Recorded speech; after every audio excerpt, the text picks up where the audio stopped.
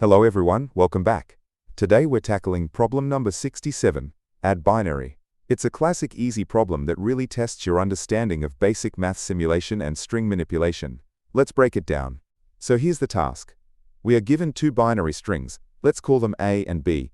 Our goal is to return their sum, also as a binary string. For example, if we have 1, 1 and 1, the result should be 1, 0, 0. It sounds simple, like elementary school math, but since we are dealing with strings and base 2 numbers, we have to be a little careful with how we handle the addition and the carryover. Before we write any code, let's quickly refresh how binary addition works. It's just like the normal decimal math you do every day, but the rules change slightly. In decimal, if you add 5 and 5 you get 10, so you write down 0 and carry the 1. In binary, the magic number is 2. If you add 1 and 1, that equals 2, which in binary is 1, 0, so you write down 0 and carry the 1. If you have 3 ones, like 1 from the first number, 1 from the second, and a carry, that adds up to 3, which is 1, 1 in binary, so you write down 1 and carry 1. Keep this in mind. Let's walk through an example to see this in action. We have string A as 1, 1, and string B as just 1. We always start from the far right, just like adding numbers on paper. First, we add the last digits. 1 plus 1 equals 2. In binary, 2 is 1, 0. So we write down 0, and we carry the 1 over to the next column. Now, we move left. We have the 1 from string A, nothing from string B, plus the carry we just generated. 1 plus 1 is 2 again. So, write 0, carry 1. Finally, we run out of digits, but we still have that carry remaining, so we just place that 1 at the front. Our result is 1, 0, 0. Just a quick heads up. We'll be walking through the solution logic using Python because it's very readable. But don't worry if that's not your main language. I'll be showing the full code for Java, C++, and JavaScript towards the end of the video, so stick around for that.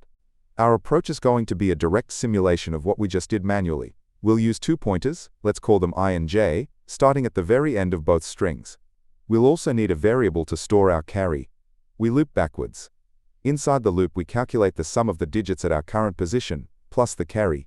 The digit we write down is the remainder of that sum divided by 2. The new carry is the integer division of that sum by 2. It's elegant and handles everything in one pass. Before we jump into the code, I want to quickly address why this channel looks and sounds the way it does. You can probably tell this is narrated by AI. I actually built this workflow for myself so I could generate clear, instant explanations the moment a daily problem drops.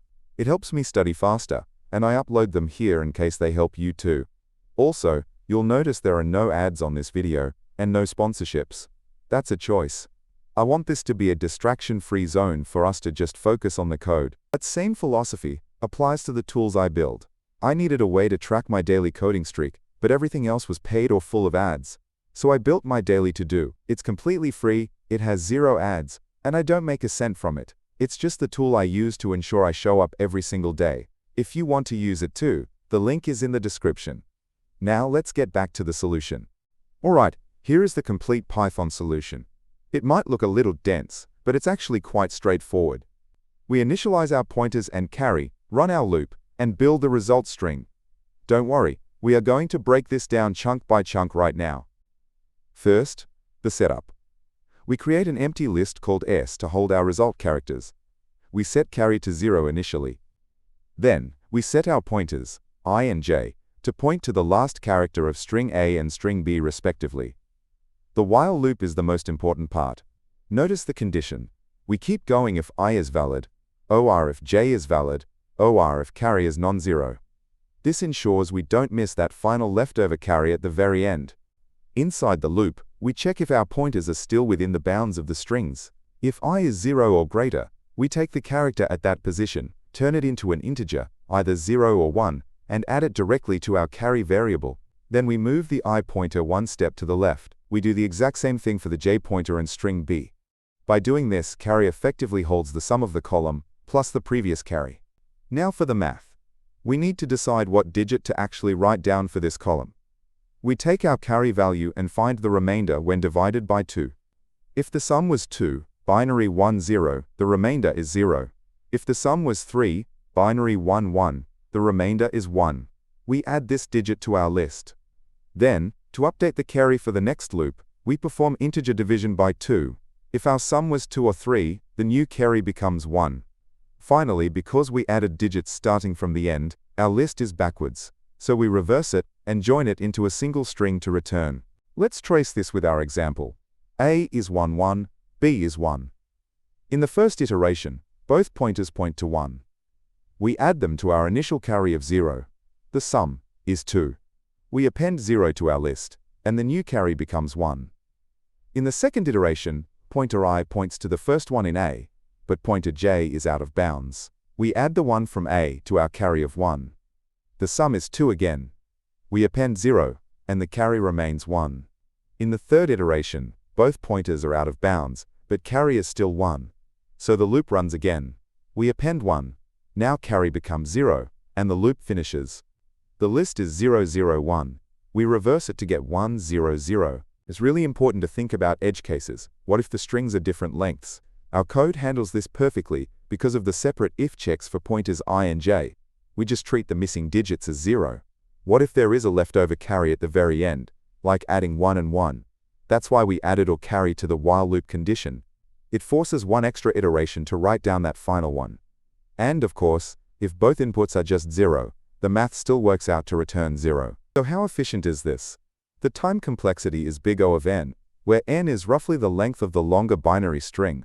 We simply make one pass from right to left, so it's linear. The space complexity is also big O of n, because we need to store the result string, which will be about the same length as the input strings, maybe plus one extra character for a carry. This is as efficient as we can get, since we have to look at every digit and create a new string. That covers the Python solution and the logic. As promised, I've prepared the full solutions for Java, C++, and JavaScript. I won't be breaking these down line by line, but the logic is identical. Just pause the video on your language of choice to check it out. Here is the full solution in Java. We use a string builder for efficiency, since normal strings are immutable in Java.